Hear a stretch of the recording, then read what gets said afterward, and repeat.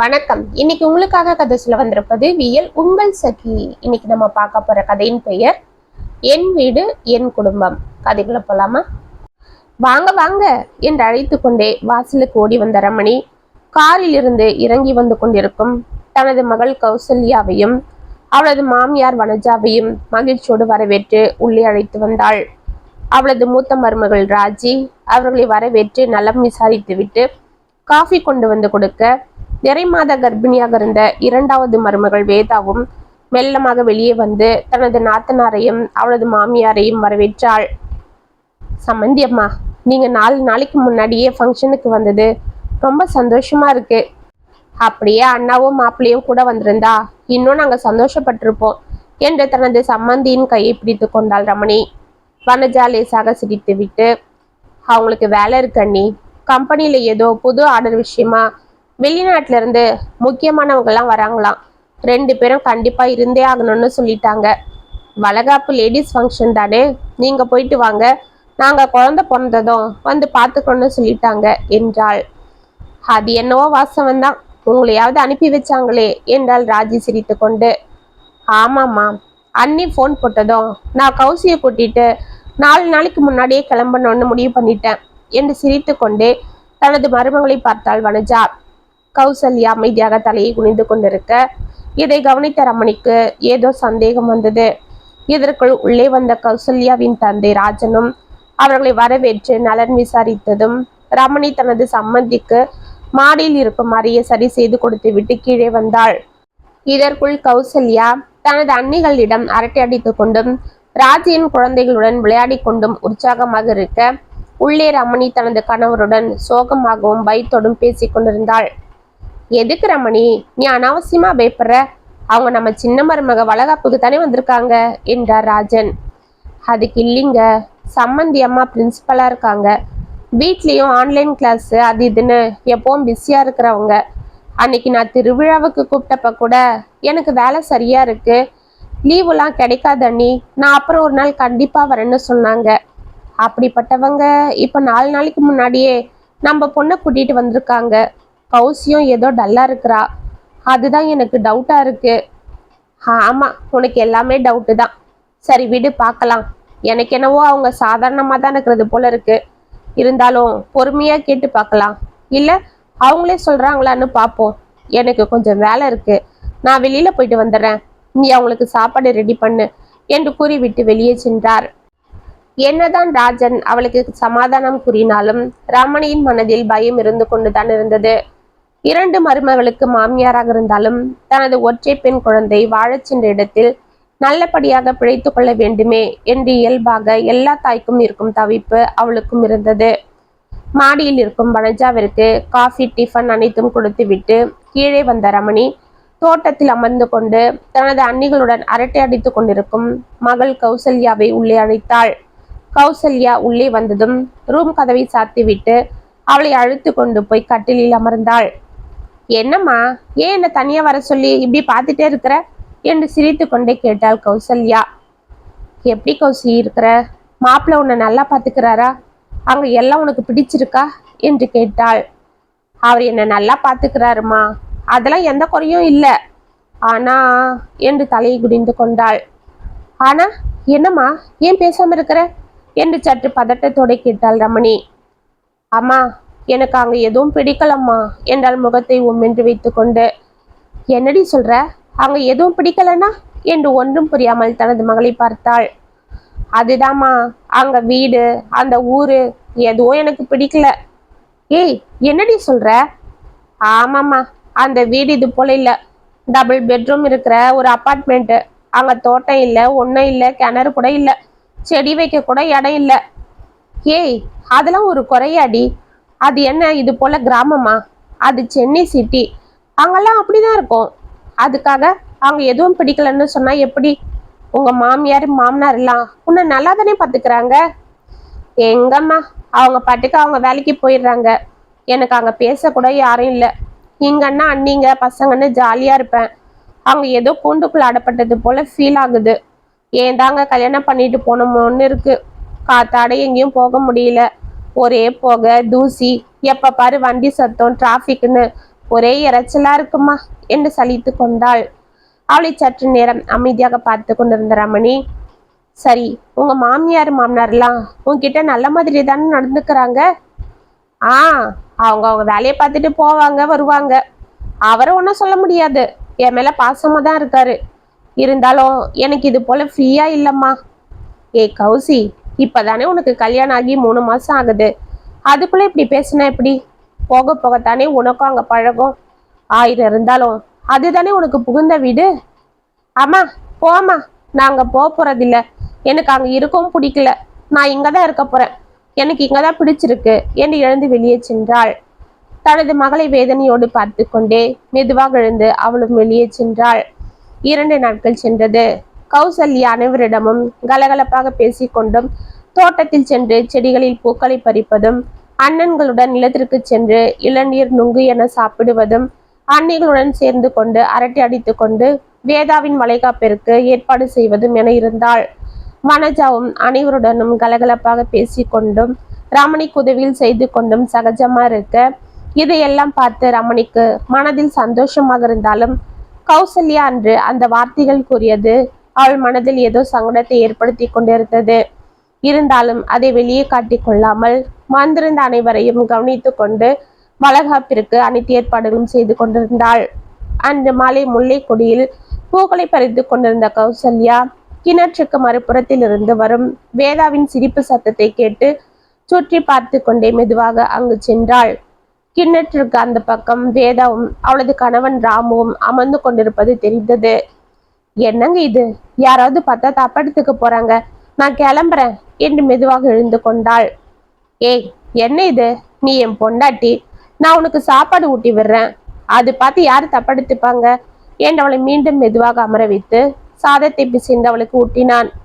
போதுங்க, விடுங்க, எனக்கு கொமட்டிக்கிட்டு வருது, சாப்பிட முடியல, என்னவோ சின்ன குழந்தைக்கு ஊட்டுறது போல ஊட்டிட்டு இருக்கீங்க என்று வெட்கத்தோடு சிரித்தாள். இதோ பாரு, நமக்கு குழந்தை பிறந்தாலும் நீ தான் எனக்கு எப்போ குழந்தை, சரியா? பேசாம சாப்பிடு என்று ஊட்டினான். ஆமா, போங்க பேசாம, எல்லாரும் வந்துட்டு இருக்காங்க, வேலை இருக்கு, நான் போகணும். ஆமா, இப்படி வயிற்ற தள்ளிக்கிட்டு நீ என்ன அங்க செய்ய போற? அதெல்லாம் அம்மாவும் அண்ணியும் பார்த்துப்பாங்க. அவங்க தான் உன்னை ரெஸ்ட் எடுக்க சொல்றாங்கல்ல, நீ தான் சுத்திட்டே இருக்கிற. பேசாம உட்காந்து சாப்பிடு. இன்னும் 2 நாள்ல வளகாப்பு முடிஞ்சு நீ உங்க அம்மா வீட்டுக்கு கிளம்பிடுவ. அப்புறம் நான் தான் என்று தலையை குனிந்து கொண்டான். என்னங்க, என்ன இது சின்ன குழந்தை போல? நான் என்ன எங்கேயோ போயிட போறேன்? இங்க தானே பக்கத்து ஊருக்கு போறேன். நினைச்சா வண்டி எடுத்துக்கிட்டு 1/2 மணி நேரத்துல வந்துடலாம். இதுக்கு போய் என்று அவன் கன்னத்தை பிடித்து நிமிர்த்தினாள். சரிதான், ஆனாலும் நீ இங்கேயே என் கூடவே இருக்கிறது போல ஆகுமா? குழந்தை பிறந்த 3வது மாசமே வந்துடணும், சரியா? எந்த சாக்கும் சொல்லக்கூடாது. உன்னை நான் பத்திரமா பாத்துக்கிறேன், நீ எதுக்கும் பயப்படாத வேதா என்று குரல் கம்மா கூறினான். சரிங்க, நானே அம்மா கிட்ட அதுதான் சொன்னேன். அம்மா தான் பிரசவம், அங்க 7 மாசம் வரைக்கும் ரெஸ்ட் எடுத்துட்டு வான்னு சொன்னாங்க. என்னது? இருங்க இருங்க, நான் அதெல்லாம் முடியாது, எங்க வீட்டுக்காருக்கு நான் இல்லைன்னா ஒன்னும் ஓடாது, அதனால நான் கிளம்புறேன்னு சொல்லிட்டேன் என்று சிரித்தாள். அதுதானே பார்த்தேன் என்று அவனும் சிரிக்க, என்னங்க நீங்க, நான் உங்களை விட்டுட்டு இருப்பேனா? என்னதான் எங்க அம்மா வீட்டுல என்னை எதுவும் செய்ய விடாம பொத்தி பொத்தி பார்த்துக்கிட்டாலும் இங்க நம்ம வீட்டுல இருக்கிறது போல ஆகுமா என்றாள். அப்படி போடு, இதுக்குதான் உன்னை எனக்கு ரொம்ப பிடிக்க காரணமே என்று அவளை அணைத்து கொண்டான். இதற்கு மேல் அங்கு நிற்காமல் மெதுவாக அங்கிருந்து வந்து விட்டாள் கௌசல்யா. அண்ணாவும் அண்ணியும் எவ்வளவு ஒத்துமையா இருக்காங்க. பரவாயில்ல, அண்ணன் இப்படி அண்ணிய பார்த்துக்கொன்னு நான் நினைச்சு கூட பார்க்கல. கல்யாணம் ஆகிட்டா எல்லாரும் இப்படிதான் மாறிடுவாங்களோ? எங்க வீட்டுக்காரர் மட்டும் என்ன இப்படிதான், எத்தனை வாட்டி எனக்கு சாப்பாடு ஊட்டி இருப்பாரு. ஒரு நாள் எனக்கு வயிறு வலியா இருக்குன்னு சாப்பிடாம படுத்திருந்தேன். அத்தை எத்தனையோ வாட்டி வந்து என்னை கூப்பிட்டு பார்த்தாங்க, நான் போகவே இல்லை. ஆனா அவர் ஆபீஸ்ல இருந்து வந்ததும் நான் சாப்பிடலன்னு அத்தை சொன்னதை கேட்டு பதறிக்கிட்டு அவர் கூட சாப்பிடாம தட்டுல எனக்கு சாப்பாடு போட்டு கொண்டு வந்து ஊட்டி விட்டாரு.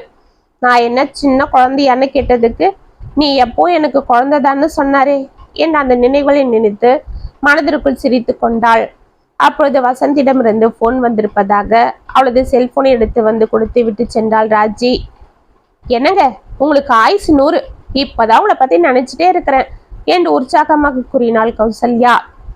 ஓ, அப்படின்னா இப்பதான் நீ என்ன நினைச்சுக்கிறியா? அம்மா வீட்டுக்கு போனதும் 2 நாளா நான் ஞாபகத்திலே வரலையா? ஆனா நான் உன்னை எப்போ நினைச்சிட்டு தான் இருக்கிறேன் தெரியுமா என்றான். கௌசல்யாவின் முகம் வெட்கத்தால் சிவந்தது. இல்லைங்க, நான் சும்மா தான் சொன்னேன். நான் மட்டும் என்ன உங்களை நினைக்காம இருப்பேனா? அதுதானே பார்த்தேன். சரி, அங்க என்ன பண்ற? சாப்பிட்டியா? எல்லாரும் நல்லா இருக்காங்களா? 2 நாளா இங்க பிஸியா இருந்ததால ஃபோன் போட முடியலம்மா. இன்னைக்கு தான் கொஞ்சம் டைம் கிடைச்சிது. அதுதான் ஃபோன் எடுத்துக்கிட்டு தனியா ஓடி வந்துட்டேன். இப்போ நான் போயாகணும். அப்பா வெயிட் பண்றாரு.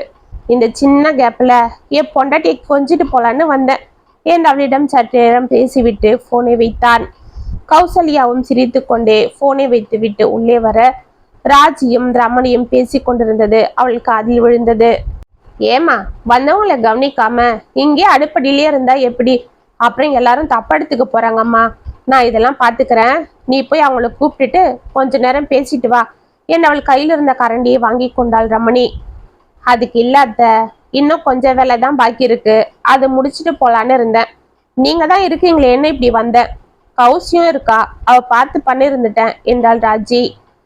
என்னம்மா, அவ கல்யாணம் ஆகி வேற வீட்டுக்கு போன பொண்ணு. அவங்களையும் நாம தான் கவனிக்கணும். அவ கூப்பிடலனாலும் யாரும் பெருசா எடுத்துக்க மாட்டாங்க. ஆனா நீ அப்படியா? நீ இந்த வீட்டு மருமக இல்ல? நீ தானே எல்லாரையும் கூப்பிடணும். இல்லைன்னா வீட்டுல விசேஷம்னு கூப்பிட்டுட்டு வந்தவங்களுக்கு மரியாதை கூட செய்யல பாருன்னு சொல்லுவாங்க. அதெல்லாம் எதுக்குமா? போய் அவங்க கிட்ட சும்மா மரியாதைக்கு 4 வார்த்தை பேசிட்டு வந்துடு என்றாள் ரமணி. சரியத்த, நீங்க பாத்துக்கோங்க, நான் வந்துடுறேன் என்று புடவையை சரி செய்து கொண்டு வெளியே சென்றாள் ராஜி. இதையெல்லாம் கேட்டுக்கொண்டிருந்த கௌசல்யா அமைதியாக அவள் அறையில் சென்று கட்டிலில் அமர்ந்தாள். என்னதான் என்கிட்ட எல்லாரும் பாசமா இருந்தாலும், என்னை தங்க தட்டுல தாங்கினாலும், கல்யாணத்துக்கு அப்புறம் நானும் இந்த வீட்டுக்கு விருந்தாளி போலதான் ஆகிட்டேன். இல்ல, அவங்களுக்கு கொடுக்குற மரியாதையோட தான் என்னையும் பாக்குறாங்க. இங்க எனக்கு எல்லா உரிமையும் இருந்தாலும் கல்யாணத்துக்கு அப்புறம் இது என்னோட வீடுன்னு நான் சொல்லிக்க முடியாது. அம்மா வீடுன்னு தான் சொல்லிக்க முடியும். இன்னைக்கு அம்மா எப்படி அண்ணிங்க கிட்ட நடந்துக்கிறாங்களோ அது போல தானே அத்தியும் என்கிட்ட நடந்துக்கிட்டாங்க. இனிமே இது உன் வீடு, இங்க உனக்கு தான் உரிமை இருக்கு, நீ தான் எல்லாம் பார்க்கணும்னு அடிக்கடி சொல்லுவாங்களே. நான் தான் அங்க பட்டும் படாமலே இருந்துட்டேன். ஆனா நீங்க இங்க உரிமையோட ஏன் வீடுன்னு நினைச்சு எல்லாம் எடுத்து கட்டிக்கிட்டு செய்யறது போல நான் ஏன் இல்ல? சின்ன வீடு, தோட்டம் இல்ல, செடி இல்லைன்னு ஏதேதோ நினைச்சு அதை நான் வெறுத்துட்டு இருந்தேன். ஆனா அதை விட்டு நான் இங்க வந்துட்டா எனக்கு இங்க மரியாதையே இருக்காதுன்றத ஏன் நினைக்கல? வீடு எப்படி இருந்தா என்ன, ஊர் எப்படி இருந்தா என்ன, அதுல இருக்கிற மனுஷங்களும் அவங்க நம்ம மேல காட்டுற அன்பும் தானே முக்கியம். இந்த 3 மாசமா அத்தியோ இல்ல மாமாவோ என்னை வேற்றுமையா நினைச்சிருப்பாங்களா? அவங்க பெத்த பொண்ணு போல தானே பார்த்துக்கிட்டாங்க. அவரும் அப்படிதான் என்னை தாங்குறாரு. அவரை விட்டு என்னால இங்க இருக்க முடியுமா? என் மேல உயிரையே வச்சிட்டு இருக்கிற அவரை விட்டுட்டு உயிரே இல்லாத இந்த வீட்டை கட்டிக்கிட்டு என்ன செய்யறது? வேண்டாம்ப்பா, நான் ஃபங்க்ஷன் முடிஞ்சதும் அத்தை கூடவே போயிடணும். இனிமே அதுதான் என்னோட வீடு. எல்லாத்துக்கும் மனசுதான் காரணம். என்னோடதுன்னு நினைக்க ஆரம்பிச்சுட்டா தானா மனசு அதை ஏத்துக்க ஆரம்பிச்சிடும் என்று கடகடவென மாடிக்கோடினாள். அங்கே ரமணி வனஜாவிடம் பேசி கொண்டிருப்பதை ஜன்னலில் பார்த்துவிட்டு அங்கேயே நின்றாள். அண்ணி, அவ ஏதோ சின்ன பொண்ணு, தெரியாதனமா எதனா பேசியிருந்தாலோ செஞ்சிருந்தாலோ அதெல்லாம் பெருசா எடுத்துக்காதீங்க. நீங்க தான் அவளுக்கு புத்தி சொல்லி வழி நடத்தணும் என்றாள் ரமணி. என்ன நீ இப்படி பேசுறீங்க? என் மருமகளுக்கு என்ன, அவ நல்ல புத்திசாலி. இப்ப என்ன, நாங்க 4 நாளைக்கு முன்னாடியே வந்தது தானே உங்களுக்கு டவுட்டா இருக்கு? அதுவும் இல்லாம நான் அவளை ஒரு 10 நாள் விட்டுட்டு போறேன்னு சொன்னதுக்கும் நீங்க சந்தேகப்படுறீங்க அதுதானே என்று சிரித்தாள். அதுக்கு இல்ல அண்ணி என்று ரமணி தடுமாற. தெரியும் அண்ணி, நானும் ஒரு தாய் தானே, எனக்கு ஒரு தாயோட மனசு தெரியாதா? நீங்க நினைக்கிறது போலெல்லாம் ஒன்றும் இல்லை. கௌசல்யா பத்தி நான் எந்த குறையும் சொல்ல வரல. அவ வந்ததுல இருந்து எங்க வீடு கலகலப்பா இருக்கு. எனக்கு பொம்பளை பொண்ணு இல்லாத குறையே இப்பதான் தீர்ந்ததுன்னா பாருங்க. என்ன ஒண்ணு, அவளுக்கு தான் இங்க இவ்வளவு ஜனங்களோட இருந்துட்டு அங்க வந்து எங்க 3 பேர் முகத்தை மட்டும் பார்த்துட்டு இருக்கிறது ஒரு மாதிரி இருக்கும். அதுதான் கொஞ்சம் அமைதியா இருக்கா. அது எனக்கு புரிஞ்சிடுச்சு. அதனாலதான் நான் 4 நாள் லீவ் போட்டுட்டு அவளை இங்க கூட்டிட்டு வந்தேன்.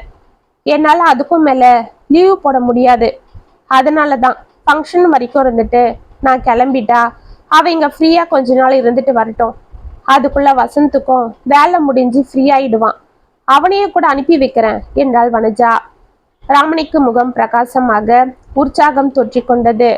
தான் பயந்தது போல் எதுவும் இல்லை என்று தெரிந்ததும் அவளுக்கு நிம்மதி பெருமூச்சே வந்தது. அதனால என்ன, நீ தாராளமா மாப்பிள்ளை அனுப்பி வைங்க. 2 பேரும் 10 நாள் என்ன, 1 மாசம் இங்கேயே கூட இருந்துட்டு வரட்டும் என்று உற்சாகமாக கூறிக்கொண்டு எழுந்தாள். அட நீங்க வேற, 10 நாள் அவங்களை அனுப்பிடுங்க நீ, இல்லைன்னா எனக்கு அங்க போர் அடிக்கும் என்று சிரித்தாள் வனஜா. இதை கேட்ட கௌசல்யா அமைதியாக கீழே சென்றாள். மறுநாள் வேதாவின் வளைகாப்பு நன்கு நடைபெற வந்திருந்த அனைவரும் அவளுக்கு வளையல் அடுக்கி வாழ்த்தினர். கௌசல்யாவும் ஃபங்க்ஷனில் கலகலப்பாக கலந்து கொண்டு அனைத்தும் செய்து கொண்டிருக்க அனைவரும் சாப்பிட்டு முடித்ததும் வேதாவை அவர்கள் தாய் வீட்டில் அழைத்து சென்று விட்டனர். அவர்களை வழி அனுப்பிவிட்டு மாடிக்கு வந்தாள் கௌசல்யா. வனஜா தனது பெட்டியில் துணிகளை அடுக்கி கொண்டிருக்க கௌசல்யாவை பார்த்ததும் வாமா என்று முகமலர்ந்து அழைத்து, என்னம்மா எல்லாரும் கிளம்பிட்டாங்களா என்று கேட்டாள். கிளம்பிட்டாங்க அத்தை என்றாள் கௌசி மெதுவாக. சரிம்மா, நானும் கிளம்புறேன். நீங்க ஒரு 10 நாள் தங்கிட்டு வா. உங்க அம்மாக்கும் நீங்க இருந்தா சந்தோஷமா இருக்கும். கவலைப்படாத, நான் ஊருக்கு போய் வசந்தியை அனுப்பி வைக்கிறேன் என்றாள். வேண்டாம் அத்தை, அவருக்கு வேலை இருக்கு, அவரால் இப்ப வர முடியாது. அதுவும் இல்லாம என்னாலையும் உங்களை விட்டுட்டு இருக்க முடியாது. அதனால நானும் வரேன், வாங்க கிளம்பலாம். என்னோட பெட்டியை எல்லாம் எடுத்து வச்சுட்டேன் என்றாள் கௌசல்யா.